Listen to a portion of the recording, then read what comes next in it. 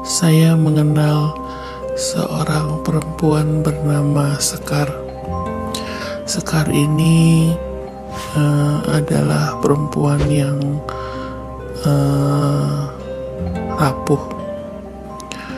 Dia agak diem, nggak terlalu suka ngobrol, dan suka menyimpan masalah sendiri. Sekar orangnya agak introvert. Mungkin karena dia merasa dia sendirian, jadi agak sulit untuk bergaul. Sekar juga merasa gak nyaman kalau berada di tengah banyak orang. Dia lebih suka berada di kelompok yang lebih kecil. Sekar punya masa lalu yang menyedihkan sekaligus menyeramkan. Sekar punya penyakit kelainan jantung bawaan. Jadi mungkin itu yang menyebabkan dia agak sulit melakukan aktivitas fisik di antara teman-temannya. Jadi mungkin itu juga ya yang menyebabkan Sekar nggak punya banyak teman untuk bermain. Sekar adalah seorang anak angkat. Sekar diangkat anak oleh sebuah keluarga yang bisa dikatakan berkecukupan. Sekar punya satu orang kakak laki-laki yang umurnya 13 tahun lebih tua dari Sekar. Masa kecil Sekar cukup membahagiakan, tapi sayangnya itu gak berlangsung lama. Karena pada usia 5 tahun, ayah angkat Sekar meninggal dunia. Dan itu adalah akhir dari kebahagiaan masa kecil Sekar.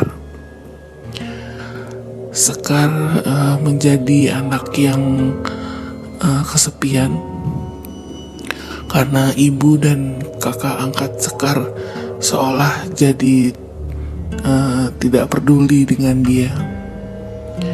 Sekar diam di rumah, hanya ditemani oleh seorang pembantu yang ia panggil ibu. Ibulah yang banyak membantu menjaga Sekar. Saat Sekar sakit, hanya ibu yang menemani dan merawat dia. Pada waktu Sekar masih SD, Sekar punya seorang teman baik, sahabat yang sudah seperti saudara buat Sekar. Namanya Mia. Kemana-mana Sekar pergi, selalu ada Mia.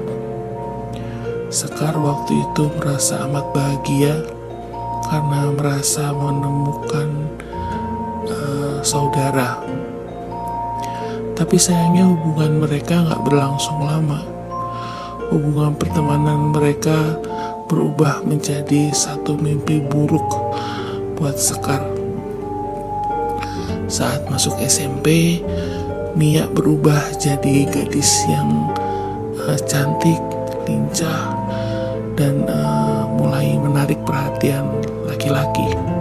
Sedangkan Sekar yang penyakitan, pendiam dan tidak punya banyak teman, akhirnya merasa semakin tersisih dari Mia. Terlebih lagi Sekar tidak suka dandan. Mungkin itu yang membuat Mia malu berteman lagi dengan Sekar. Saat di SMP itu Sekar dekat dengan seorang anak laki-laki. Anak laki-laki ini katakanlah namanya Aldi ya. Nah, karena Aldi adalah anak yang lumayan populer gitu di sekolah, maksudnya banyak yang naksir gitu. Tapi ironisnya Aldi lebih senang ngobrol sama Sekar. Mungkin karena Aldi menganggap bahwa Sekar perempuan yang gak suka pura-pura ya. Jadi ngomong juga apa adanya, bukan perempuan yang kecentilan gitu. Jadi mungkin itu yang membuat Aldi merasa nyaman ngobrol dengan Sekar. Dan itu membuat Mia marah. Ternyata Mia menyukai Aldi. Mia merasa tersaingi. Mia gak terima gitu, kok dia bisa kalah dengan Sekar yang menurut Mia gak ada apa-apanya dibanding dengan dirinya. Akhirnya Mia membuat fitnah-fitnah yang kejam terhadap diri Sekar, sehingga Aldi mulai menjauh dari Sekar. Dan Mia juga berhasil menghasut beberapa orang teman-temannya untuk mulai membuli Sekar. Bulian mereka bukan hanya dari segi perkataan, bukan hanya dari mental, tetapi juga fisik. Fisik di sini maksudnya mereka sudah mulai menteror dengan kekerasan fisik. Pernah satu kali tangan Sekar melepuh karena ditusuk pakai solder yang menyala panas.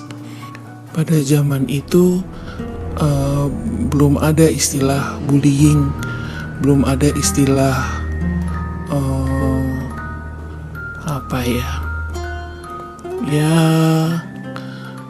melakukan perbuatan yang kejam seperti itu tuh kayaknya belum ada undang-undangnya ya. Jadi masih dianggap kayaknya wajar gitu kalau kita ngerjain temen dan sampai luka-luka tuh kayaknya dianggapnya biasa aja gitu, kok usah lebay. Mungkin itu kali ya bahasanya zaman sekarang. Dan karena Sekar juga anaknya introvert, gak punya temen buat dia ngadu, buat cerita.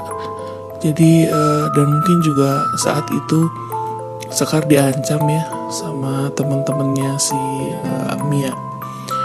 Jadi setiap kali kalau Sekar pulang dari sekolah, kadang roknya berdarah atau robek, yaitu pasti hasil bulian teman-temannya Mia. Sekar gak berani cerita sama siapapun karena gak tahu ya karena apa. Mungkin pada waktu itu karena Sekar terlalu takut atau mungkin dia bodoh. Dan bulian itu terus berlangsung sampai SMA. Dan bahkan di SMA bulian dari teman-teman Mia terhadap Sekar makin parah. Pernah satu kali Sekar sampai masuk rumah sakit karena serangan jantung akibat bulian teman-teman di sekolah.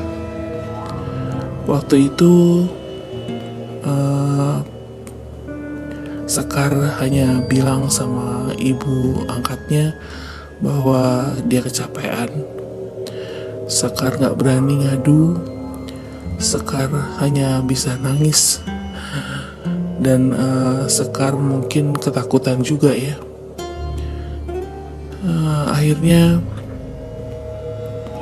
di kelas 3 SMA, akhirnya di akhir masa SMA Sekar, Mia melakukan suatu perbuatan bullying yang amat sangat kejam yang membuat Sekar menjadi marah, dendam, dan akhirnya benci sama Mia. Dan sejak saat itu Sekar dan Mia hampir tidak pernah berbicara satu sama lain. Akhirnya suatu malam keadaan berbalik. Suatu malam Mia datang ke rumah Sekar sambil menangis. Mia mengadu pada Sekar bahwa ternyata dia sudah diusir dari rumah oleh orang tua angkatnya karena ternyata Mia udah hamil. Karena Sekar juga udah dendam dan marah sama Mia yang sudah berlaku tidak adil dan jahat sama Sekar. Akhirnya Sekar mengusir Mia dari rumahnya. Sekar mengusir Mia pada saat itu juga. Keesokan harinya terdengar kabar bahwa Mia menabrakkan dirinya ke kereta yang melaju kencang. Mia bunuh diri malam itu juga. Mendengar kabar bahwa Mia bunuh diri, Sekar jadi shock. Sekar menangis dan merasa bersalah. Tapi pada saat yang bersamaan dia masih marah. Dia benci sama Mia. Dan Sekar tidak menghadiri acara pemakaman Mia. Dan setelah kejadian itu, beberapa hari kemudian Sekar bercerita bahwa Mia datang mengunjungi Sekar. Mia datang dengan berdiri agak jauh dari Sekar dengan badan yang penuh luka, penuh darah, dan diam. Mia hanya berdiri dari jauh memperhatikan Sekar dan hanya diam. Sekar bercerita bahwa wujud Mia amat mengerikan dan itu membuat Sekar stres. Sekar shock, tapi dia tidak tahu mau berbuat apa. Dan Mia terus menghantui Sekar selama bertahun-tahun sampai akhirnya Sekar menikah dan Sekar punya anak. Sesekali Mia tetap datang mengunjungi Sekar dengan kondisi yang penuh darah, menunduk dan diam.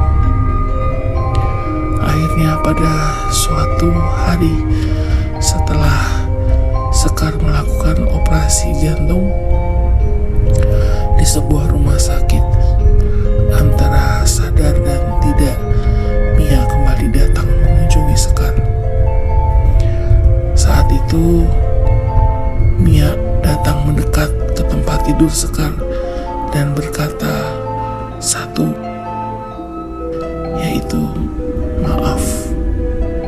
Setelah kejadian itu, Sekar pun berangsur pulih dan Sekar merasa tersadar bahwa mungkin selama ini Mia datang menghantuinya hanya untuk minta maaf.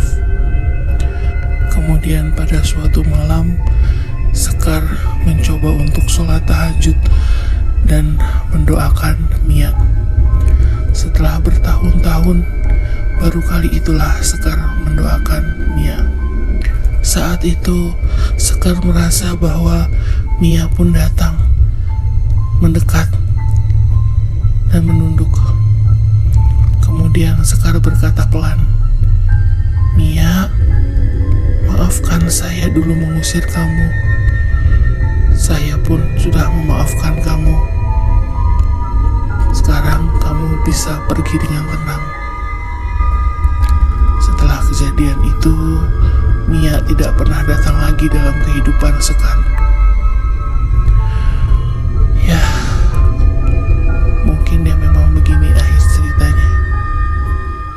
Buat saya yang menjadi pendengar dari Sekar, saya merasa bahwa yang datang kepada Sekar bukan Mia yang asli, tetapi jin yang menyerupai Mia, yang mempermainkan rasa bersalah dan rasa menyesal yang ada dalam diri Sekar. Dari cerita ini kita bisa ambil banyak sekali hikmah bahwa dendam, amarah, rasa benci tidak akan menyelesaikan apa-apa, malah hanya akan menambah penyesalan dan dosa. Dan bahwa semua yang kita lakukan pada akhirnya harus kita pertanggungjawabkan di hadapan Allah.